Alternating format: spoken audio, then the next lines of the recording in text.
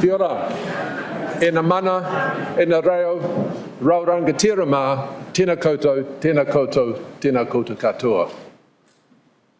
Ross Wilson tōku ingoa. I'm the chair of UnionAID, which is the organisation which has organised this event with support from the Centre for Labour, Employment and Work at Victoria University. Just a few things before we start.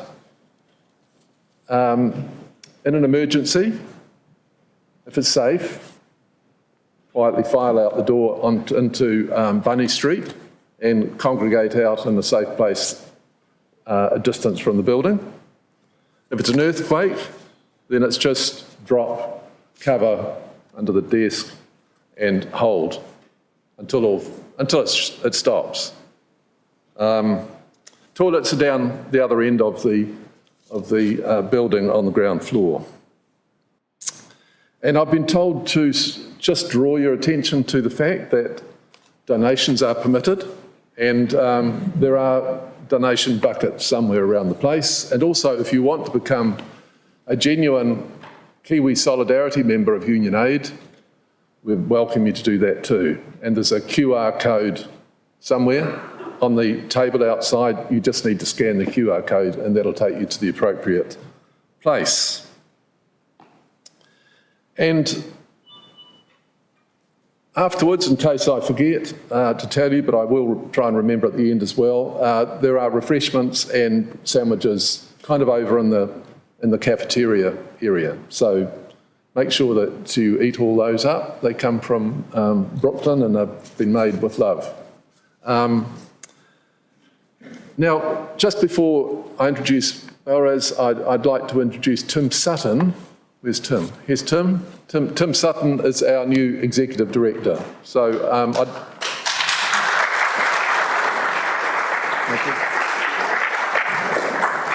Tim is originally from the South Island, down sort of near Oamaru, somewhere up the Waitaki Valley. Came to Wellington, got into journalism, and then into UNICEF, and spent the last 25 years in various positions around the Asia Pacific, which is the focus area for our work, finally being the country director for Sri Lanka UNICEF until last year. So we're really delighted to be able to get, as our new executive director, somebody with so much experience in our region. We're here tonight, of course, to remember Peter Conway, and I think all of you, except perhaps Behrouz, and I've told Behrouz about Peter Conway. Peter Conway, of course, was a very committed internationalist and trade union leader who tragically took his own life 6 years ago in a state of prolonged depression, which still causes all of us a lot of anguish. And we decided that we would have an annual memorial lecture in his memory. So it's a bit of a departure this year because this is the first year that we've actually invited a person to lecture who actually wasn't a colleague or knew Peter very well. And we're greatly honoured to have Behrouz Boochani agree to speak. And I know that Peter, from what I've read of what Behrouz is going to tell us, would identify strongly with what he has to say. Because Peter, as well as being a foundation trustee of UnionAID, was also the chair of Oxfam New Zealand and committed himself very strongly to not only international development work, but human rights campaigning, really, for all of his adult life. So I think it's very appropriate that we have such a distinguished speaker to provide the lecture tonight.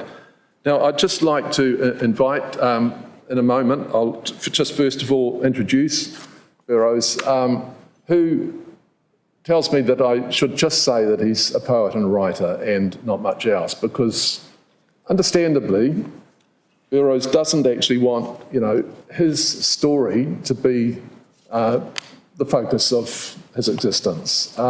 He has had an amazing experience, which obviously has shaped his views. He was born in Elam in Iran in 1983, at the time of a very bitter war between Iraq and the Ba'ath Iranian government. And that war was largely conducted in the region around Elam. So he grew up in that environment, graduated with a master's degree in politics at the University in Tehran, and began his career there as a journalist, which led him into writings about Kurdish politics and culture, because of course Elam is the capital or the main city in the Kurdish region of Iran, and as you will all know, Behrouz is Kurdish. That brought him to the attention of the government in Iran, and he had to leave Iran in 2012, 13, and eventually found his way to Australia to seek asylum in Australia, where, with the Western government committed to the Refugee Convention, you would expect that you'd be treated in accordance with that convention. As we know, he wasn't. He was locked up in Manus Island right through until that facility closed in 2017, and was detained at Moresby following that.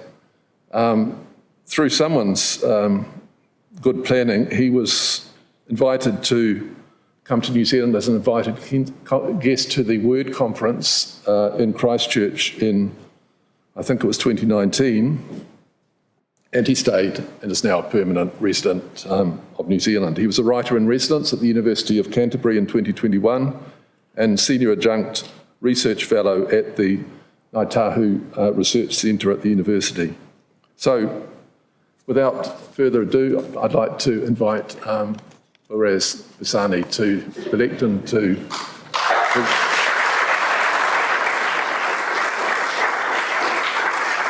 present the 2022 Peter Conway Lecture.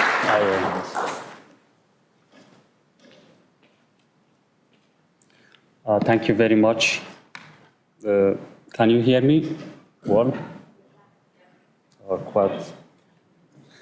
Yeah, thank you for having me today. Actually, the events that I do and people that invite me to do events in New Zealand or overseas, people expect that I talk about my personal story and journey.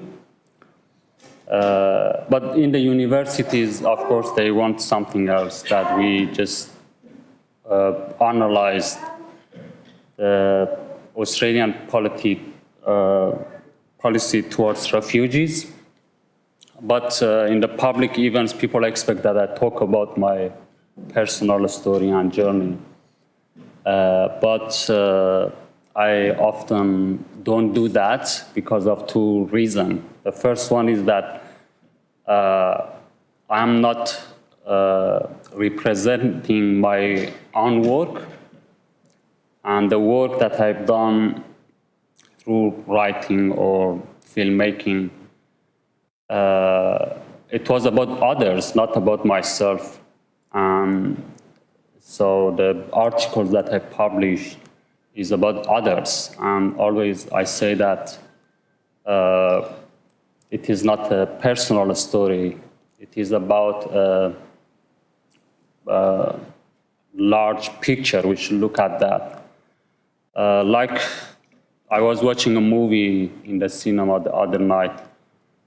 It was about Julian Assange, and one of the lawyers in the movie said that Julian Assange exposed war crimes in Afghanistan and Iraq, and he didn't expect that later everything be about him. And now people just talk about Julian Assange, and people forgot actually about the reason that he's in that situation. And I think that is quite like me, you know, that I've been working so hard for many years with many people to expose Australian detention industry or regime. But now that I go to the events, people expect that I talk about myself. So that is the main reason. The second reason is that I'm quite tired of myself, you know. Yeah, it's quite difficult for me. So let's talk about, so that was my story. Yeah, I think that picture is enough. About the Australian policy towards refugees. So I don't work only about refugees. So I work with about ethnic minorities and how marginalized people, minorities in the society, how they struggle. And so I am a part of that struggle, especially with Kurdish movement in Iran and in Middle East and other ethnic minorities there. So, but today let's talk about just refugees, although it's very related to my background. So I will explain why. So I think it's better I give you some basic information about this policy towards refugees, because people often just hear about Australia and how they treat refugees, and it seems that is a simple story, but it's not. It's very complicated, and we should really understand it. And what is important is that how that policy impact negatively on political culture in Australia, because those people who were running the prison camps in Manus Island and Nauru for many years, in the same time, they were the Prime Minister of Australia or Home Affairs Minister or other ministers. So they were running Australia as well. So you cannot treat people in that way. You cannot create a tragedy and in the same time you treat your own people in the right way. So definitely, they have learned a lot from that policy, and they treat Australian people in that way as well. So I mean, that dictatorship system that they created in Manus Island and Nauru towards refugees, of course, that affect on Australia, and that impact on New Zealand as well, because we are in the same region, so we should understand it. And that I'm quite sometimes angry about it, because some institutions in New Zealand, they really don't get it. They think that this fight, this struggle is only about refugees. It's not only about refugees. So when you are fighting for refugees, actually, you are fighting, you are struggling for democracy as well. You are fighting with a system which is actually trying to undermine principles, democratic values. So that's why I think it's not a fight only for refugees. It's a fight for everyone. And now, after almost a decade, we see that in UK, they are following Australia. They borrowed this model from Australia, and now they are planning to banish refugees to Rwanda. Exactly the same. So that's why we should understand it. And even, I think that mosque attack in Christchurch, I don't say completely, but that was related to history of this policy towards refugees. because for a decade, for 2 decades, they have done a big campaign and a propaganda against foreigners, migrants, and refugees. And that guy who came here and did that was from Australia. Definitely, he was affected by that propaganda. So, I mean, it's very important that we understand it, you know, because it is in this region, and even that affecting on UK as well, you know, in other parts of the world. So, but this policy, they, on 2013, they announced a policy called 19 July policy. And according to that policy, anyone who comes to Australia, they send them to Manus Island in north of Papua New Guinea and to Nauru Island, which is probably the smallest republic in the world. A very tiny country in Pacific Ocean. So they announced that policy exactly 2 months before the federal election. But they lost the election, and Liberals got power in Australia. So they, according to that policy, they banished more than 2,000 refugees to Nauru and Manus Island, but men and single men to Manus Island, but the families, children, women to Nauru Island.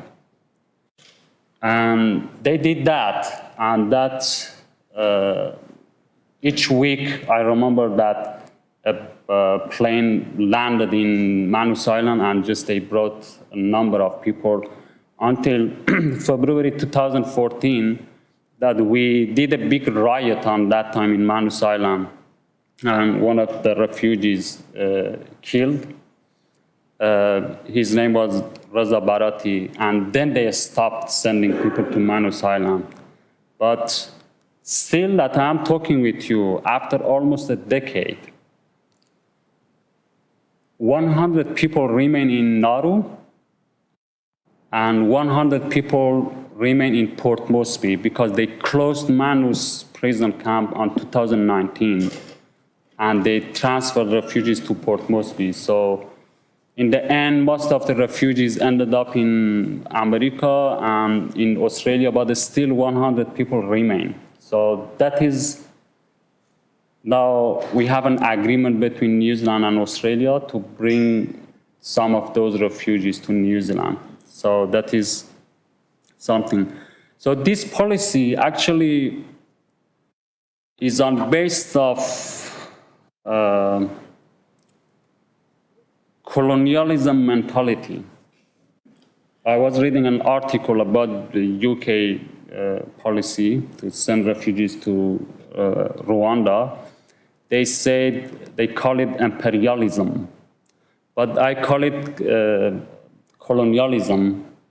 And actually it is a classic version of colonialism, because they are obviously using country like Papua New Guinea and Nauru. They force them to accept the deal, and they are using their land as a land of exile, as a cage. So, and that is very related to history of colonialism in Australia as well.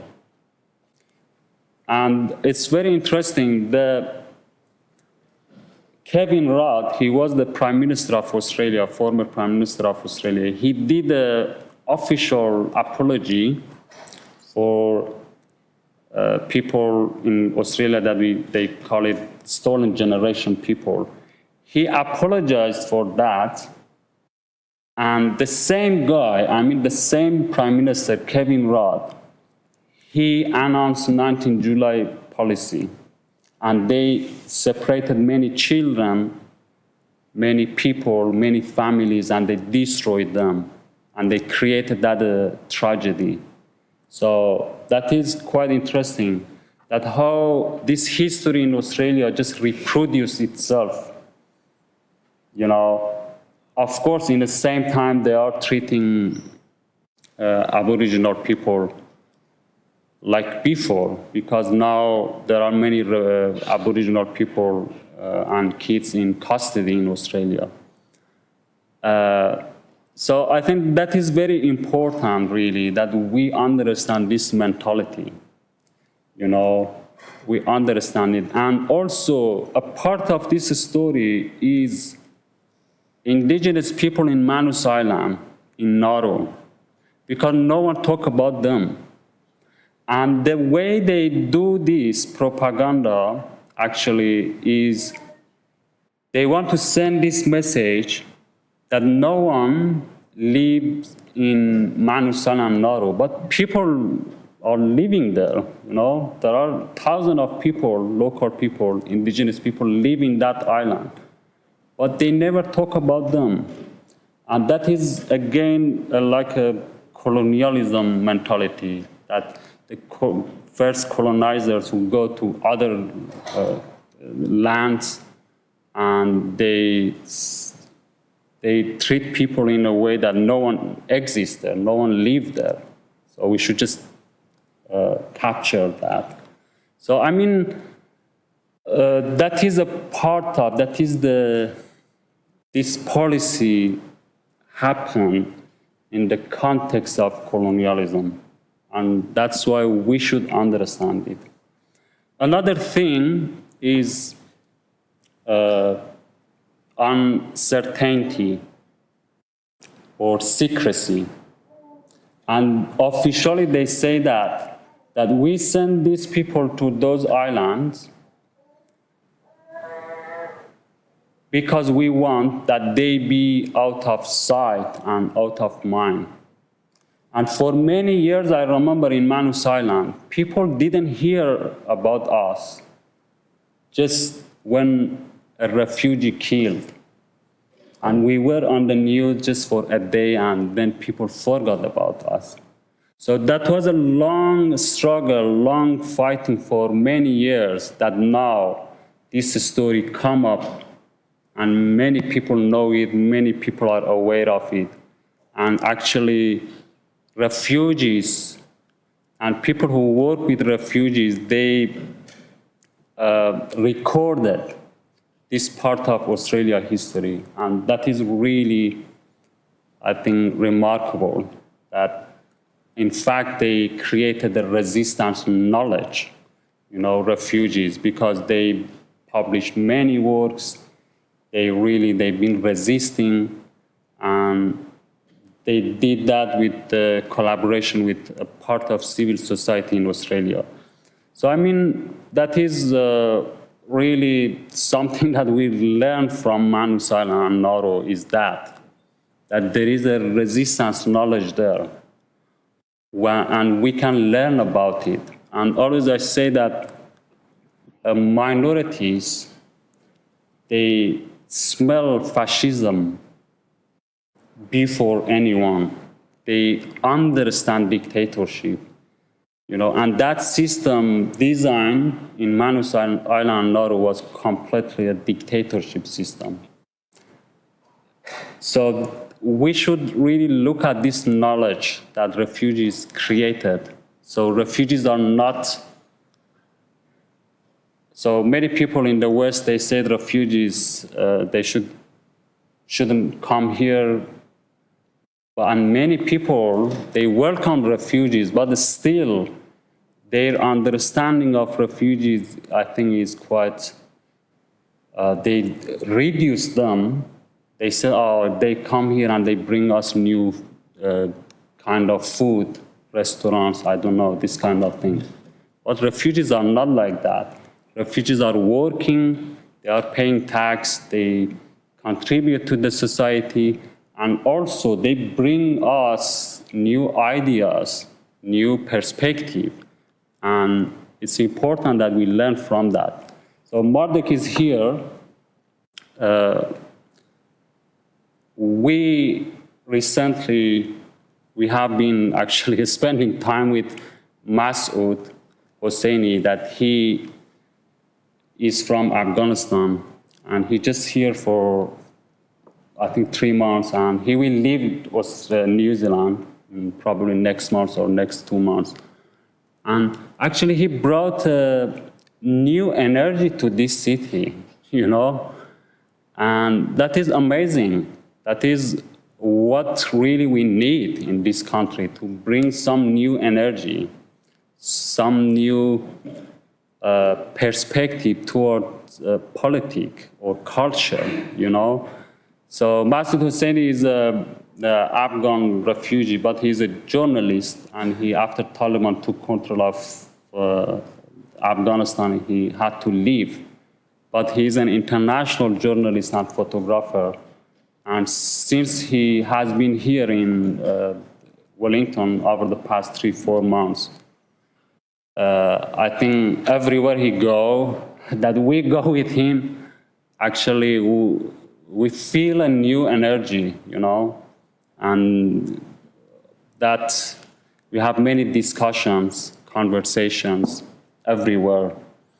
And now he will do some speech as well. So I mean, that is something that we should understand it, you know, the way we look at refugees, you know, the image that we have about refugees, you know, that is important. So what I and other refugees and people like Marduk and other people that we worked for many years just to challenge that image, to see refugees in different actually aspect or perspective. And that refugees did in Manus Island and Nauru. For example, for many years, in Australia, they said these refugees, of course, yeah, they said these people are criminals. These people are dangerous for our society. And they wanted to create this picture about us. But after almost a decade, we see that who is criminal? They created that tragedy, and refugees reflected in a different ways by writing, by creating artwork, to sharing their ideas, to sharing their perspective in Australia. But when you are a part of marginalized group or community, people, mainstream, always forget or refuse to recognize your struggle.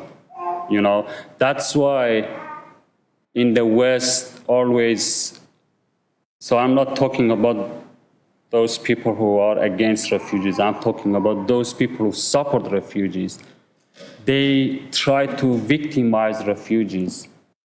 Of course, refugees have been through a difficult journey, but that's not mean that we victimize them. And that happened in the West. We don't need that really, you know.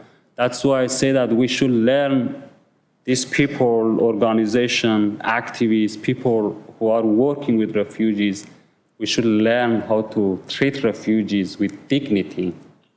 So, I mean, that is quite interesting that these refugees, so there are many works that refugees contributed to, so you can go and Google it. So that how many works these refugees in Manus Island and Nauru, how many books, how many artworks they created for many years, you know?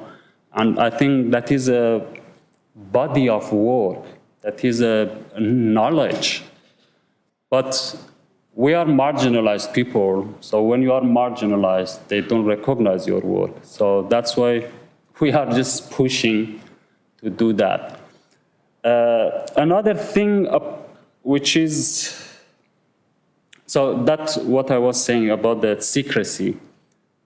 I remember in Manus Island, so when they send refugees to Manus or Nauru, that means that the international organizations, humanitarian organizations, activists, and media and journalists cannot have access to those islands. And even if they have access, they should spend too much money. And it's quite risky and dangerous for them to do that. And they deported many journalists. And one of them was Ben Doherty, the journalist who is working for Guardian. And he has done an incredible work for many years. I remember they put his picture on the island everywhere and asked local people, if you see this guy, just let us know and we'll give you money. So that secrecy, they did that, you know, and now they are doing that in UK. So Rwanda is far from UK, so definitely if they do that, the media cannot really have access to that place. And that was a key thing, the very important part of this. And that secrecy is not only to torture people, that is for corruption as well. And that is another reason, another part of this. They spend more than $14 billion on this policy. And that policy, that money is not in our pocket as a refugee. We had nothing, just we were detained. They spend that money, and that money is in the pocket of security companies. And that means corruption. That means corruption. And that's why I say that they established a detention industry. So for keeping that detention industry alive, you need some bodies, some detainees, some people that you detain them. And they did that. And even they did that on people in the New Zealanders. There are, I think, 1,000 people in the detention. Why? Because that detention industry already established. So they always need people. They need people. They need detainees. And if they don't have detainees, they create detainees. You know, and we were like a political hostages, because many of us, we didn't know about this policy when we were on the water, on the ocean. And when we came, just they arrested us and just they sent us to Manus Island and Nauru. So I mean, that is another part of this tragedy, this industry, and also another part of it is sadism. So sadism means that a part of people in Australian society, just they feel good when they see that the system torture people. For example, keeping kids in indefinite detention for many years. What that means, you know, we don't understand it. But in Australia, it's quite normalized. And that make people happy. Their supporters, they feel happy about it. And that is sadism. And I think we cannot really analyze this policy without, understanding this. Just sadism, they don't have a reason, just they enjoy. They enjoy to detain people, to detain children. And there are many stories, horrible stories about kids in indefinite detention, and they don't have a reason to do that, but they do it. So, I mean, in this policy actually is not a simple thing that we look at it from outside. They created a tragedy, and this tragedy has some elements, economical elements, political elements. For example, with politics, they refugees in Manus Island, Nauru, and in Australia, they have been a part of the federal election campaign for many years, even since 2001, that they actually shifted this. You know, in all of the federal election, if you go and look at it and read about the history of it, 2 months before the election, a month before the election, or 3 months before the election, they do something on refugees. And that means they let the populist politicians to get power and keep power. And that will happen in UK as well. Because it's very easy to create a fear and make people scared. And that is always like a classic version of getting vote. And that happened in Australia for many years. But they were lying. They have been lying, but people just accept that. You know, they won. That is quite interesting. When I was in Manus Island, so when I came to Australia, Kevin Rudd was the Prime Minister, and after that, Tony Abbott, then Malcolm Turnbull, then Scott Morrison. So I seen 4 prime ministers while I was in detention. You know, it's quite unbelievable. But we seen 4 prime ministers while we were in prison camp. So I mean, this kind of thing really we should understand it, and especially in New Zealand, you know. Because I feel that New Zealand is quite innocent compared to Australia. It's dangerous. That can happen here as well. So we should learn from that, and we understand it. Yeah, I think I talk too much. Yeah. So that is my experience with this subject. People have many questions, so I'm just open to answer.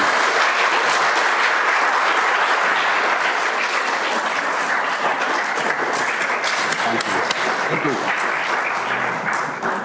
Okay, Behrouz is very willing to take questions, so are there any questions? Any question about the prison camp, for example? Or was that? Peter? Yeah. Thank you. I want to thank you for your inspiring speech. Coming with you to speak first. It's a very, very important speech. I want to ask you a question about the Manus Island issue. And you mentioned that there were still people there now. Can you give us some more details about who they are and why they are still there? Yeah, so now so Manus Island was closed, and I was there when they closed it. So they transferred all of us to Port Moresby, but in Port Moresby, they transferred most of refugees to America, some of them to Canada and France and other, just few people, but most of them to America, and hundreds to Australia under a law called Medivac. Just they transferred them. But 100 people remain now. They are in Port Moresby. They are in the city. But Port Moresby is not a safe place for refugees. And so they are struggling with that situation. They struggle with poverty because most of them cannot work. So it's a very difficult situation for them. So they have been in that situation for many years. But among those 100 people, like I think 30 people are waiting to be transferred to America. And just, I think 20 people, it's quite difficult to get a number, Yeah, just I'm in touch with some of them. Like 20 people are waiting for Canada and others just remain. Yeah, so they are not a part of any process. Yeah.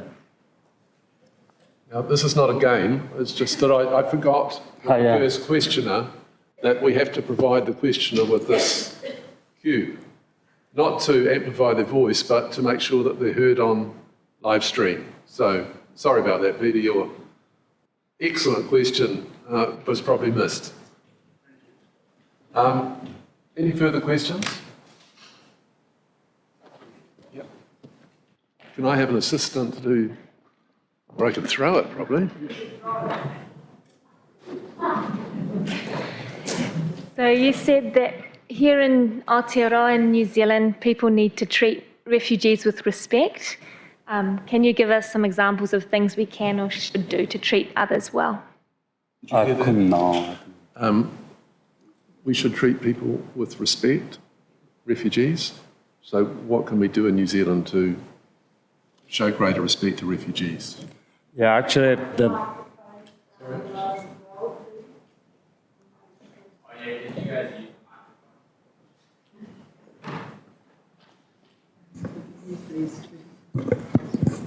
Oh, there's a microphone as well. Okay. I think they don't work.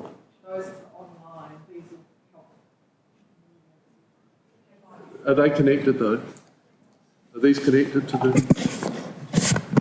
Are they connected? Yeah. They're connected to the... Okay, we've got quite a conglomeration. Any further questions? Oh, you're going to... Yeah, I think one of the most difficult jobs in the world to work with refugees.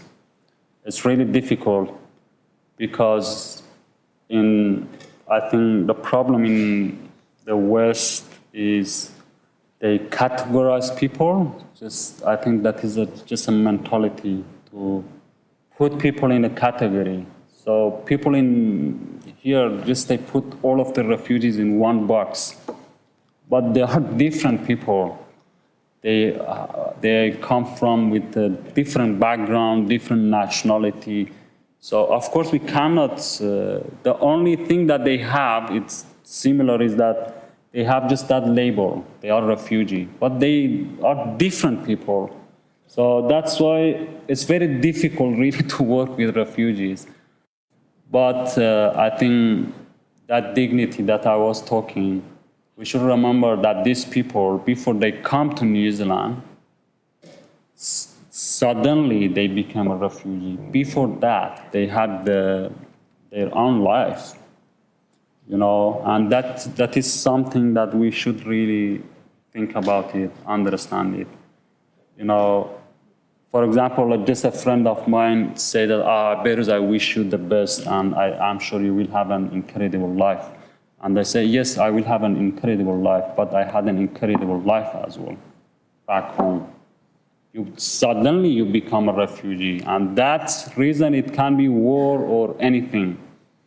So when people come here, they are not begging things from this society. Just they want to start a new life. And they work, they pay tax, so they contribute to the society. They need nothing really, just that respect. So, but it's quite difficult to explain that. Yeah, I know.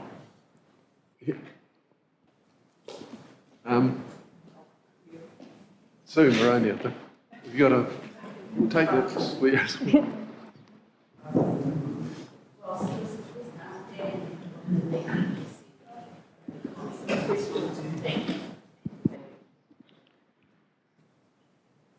Kia ora, and thank you so much for your presentation. At Community Law, where I work, we've been advocating for the New Zealand citizens who you spoke of, who are also detained in some of the detention centres. And so we've been... Can you take your mask off? Oh, sure. Okay. I have quite difficulty with New Zealander accent.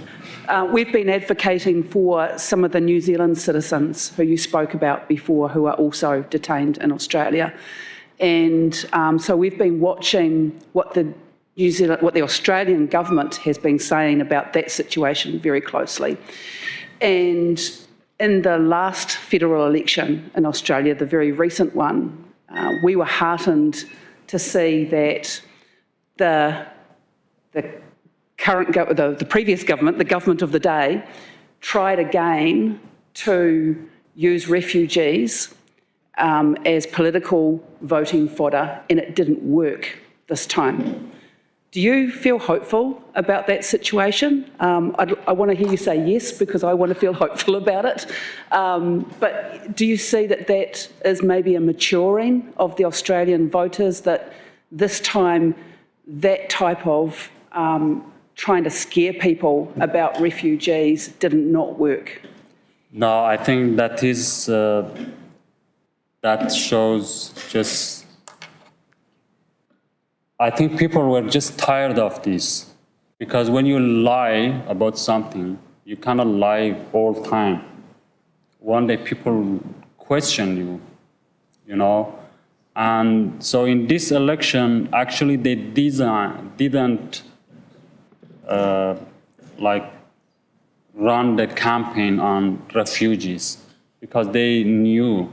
And also I think a part of it was with Djokovic, that he was in that hotel, and that became like an international issue and got attention. So people started to think about it.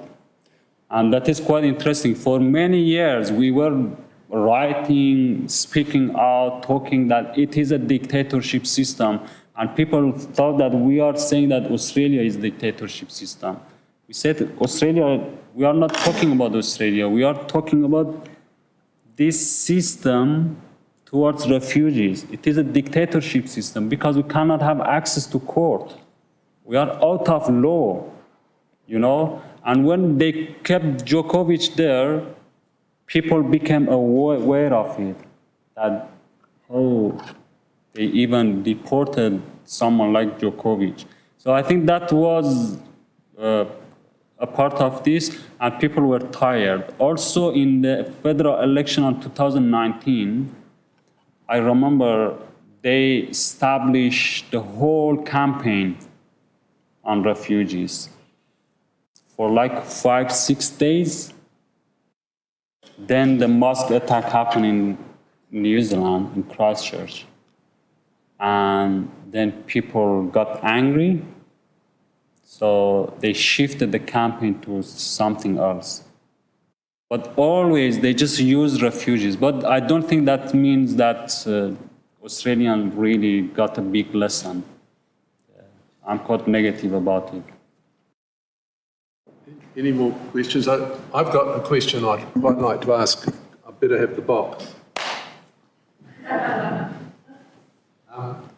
Behrouz, you said that you didn't know that you would get that reception in Australia. I mean, some New Zealanders would question why you'd want to go to Australia anyway, but what was your expectation and the expectation of the other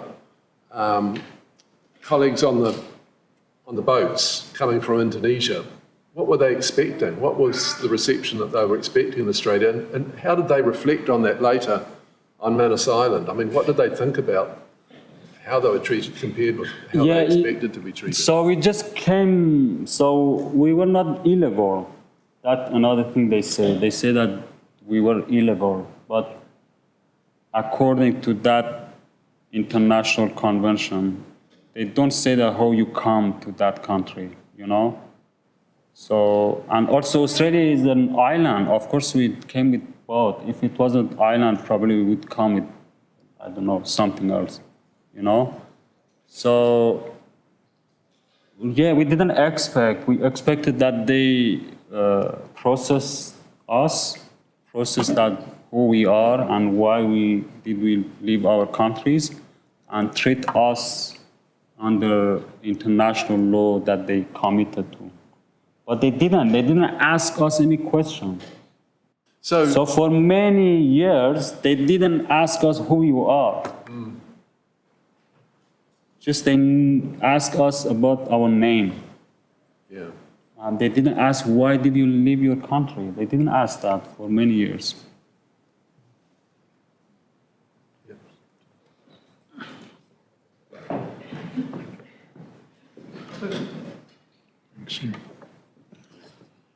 I've got a more personal question. Have you still got family in Iran? And because of your life career since you left there, are they under any kind of threat? Yeah, I have family, yeah. Can you tell me the nature of that threat? The threat? Not really. They are safe now, but Iran is, of course, is a dictatorship system. So the first thing they do for people who are overseas and they speak out against the system, yes, sometimes they really assault the family, they jail them, but still didn't happen for me that. So, and hopefully that doesn't happen, but it's possible, always is possible. So they actually expand the dictatorship system to other, around the world, yeah. So when you leave Iran, that not mean that you are really fully safe if you are engaged with politics. I just have another question if there aren't any others. There's a question here. Hi, Salam. Salam Behrouz Jan, thank you so much. Could you take your mask off? Sorry. Salam Behrouz Jan, thank you so much for your presentation. My question is not about the refugee camps. Just wondering if you can tell us a little bit about your recent books that you've written. I know you've published another one. If you can just tell us a bit more about them. Thank you. Thank you very much. So it is a book. It is a collection of articles that I did, but not all of them, just some of them that we selected. And some journalists and academics, they respond to my articles. They write about them. So that is a book. And also we have some like literary pieces in the book. So that book is coming out in November, on November. Yeah. Yeah, thank you. Someone like to put up the online questions?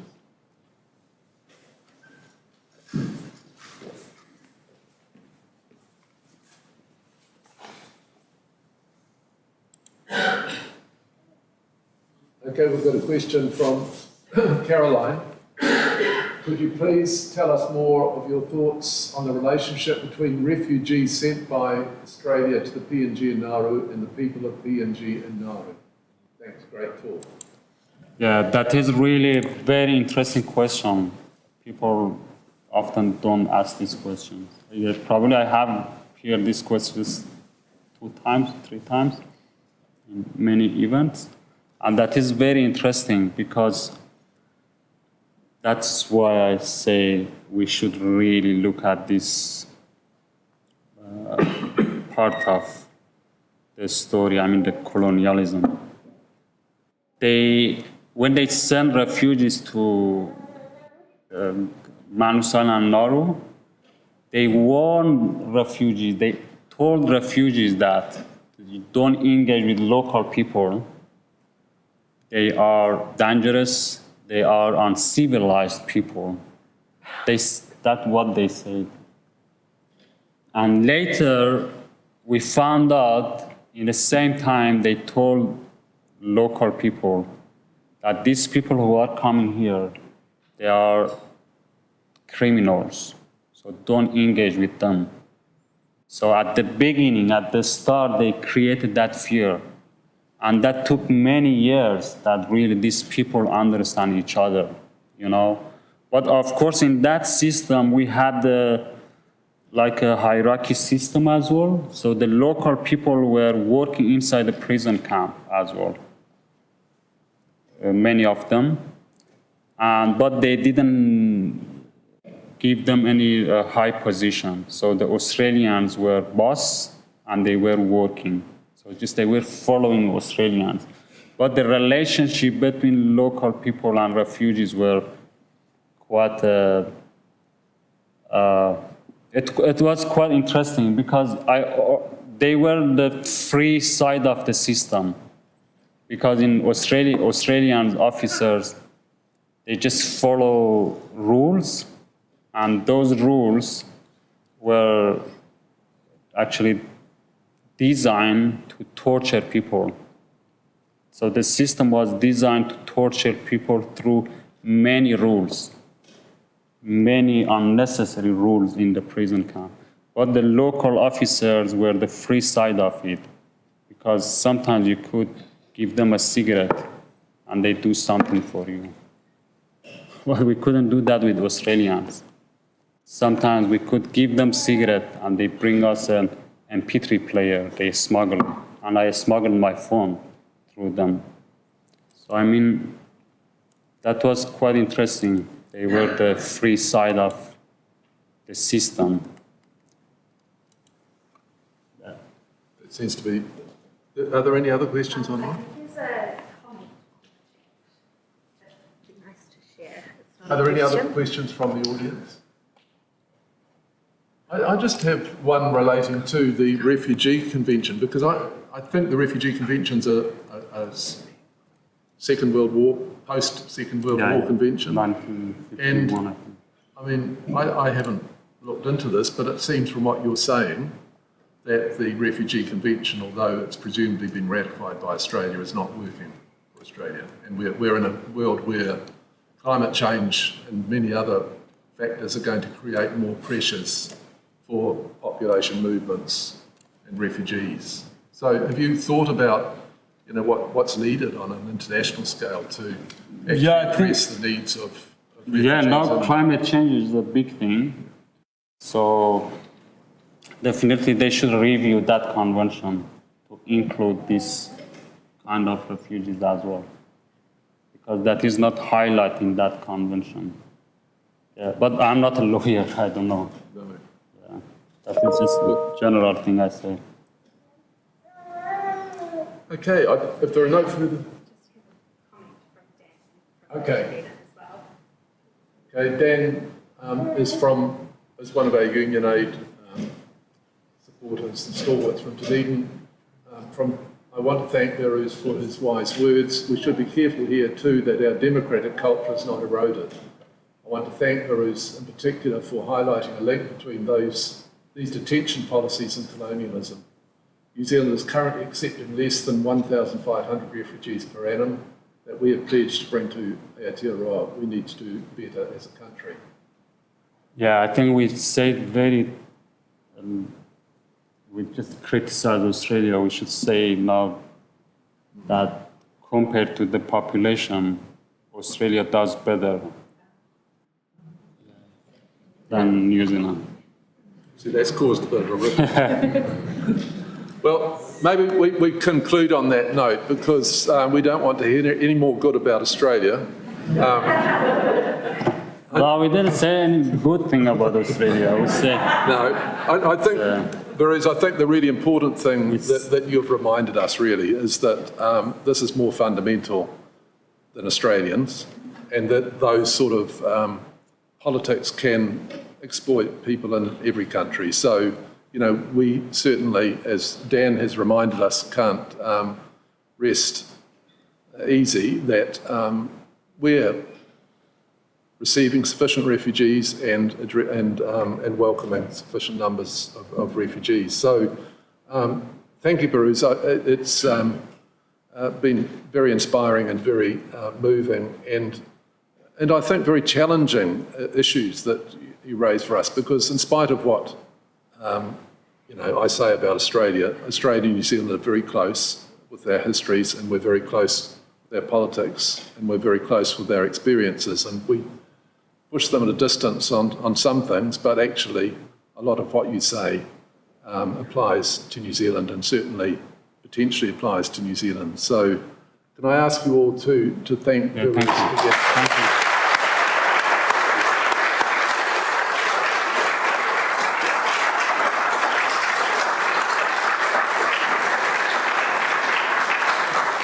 So it's finished. And as a bookish person, I've bought a book voucher from Unity Books. That is for me. Yeah, this is a book thank you. voucher. You know about book vouchers in New Zealand? You've got to treat them like cash, because if you lose it, they won't honour it. So that means that I can't buy books. You can buy books. Yeah. Yeah. Thank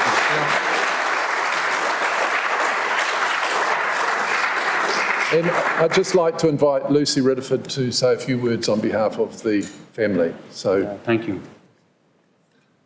So I should go sit. you can stand here. Oh, yeah. I was going to say this to you.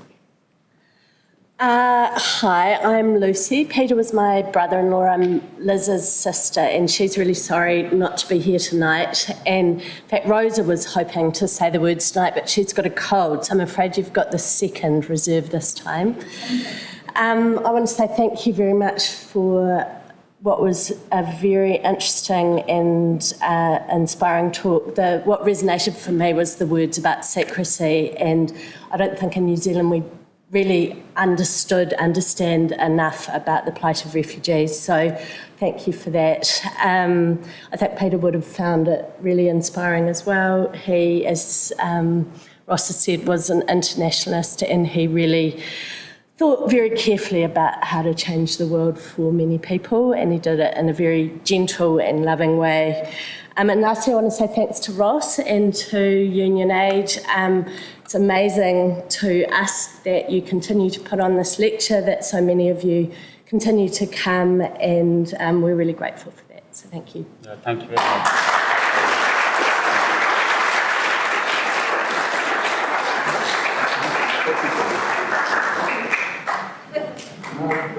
Now, as I